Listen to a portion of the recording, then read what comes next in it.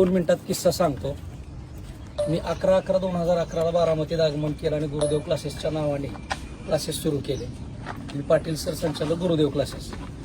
ज्यावेळेस इथं आलो तर बारामतीच्या या प्रगतीवरती दादांनी जी प्रगती केली होती त्याच्या जीवावरती आपण बरंच काय कमवलं.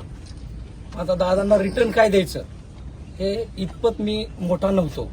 रिटर्न काय द्यायचं तर मी मूळ इंदापूर तालुक्यातला आहे. मी इंदापूर तालुक्यातलं मतदान कट केलं, बारामतीला केलं.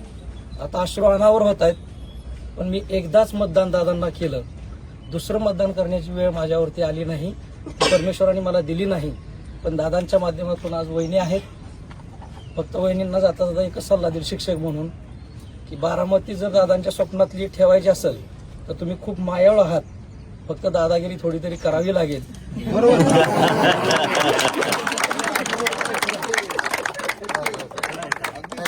योग्य पाहिजे काहीच अडचण नाही कठोर व्हायला. चांगल्यासाठी कठोर होणं काही चुकीचं नाहीये.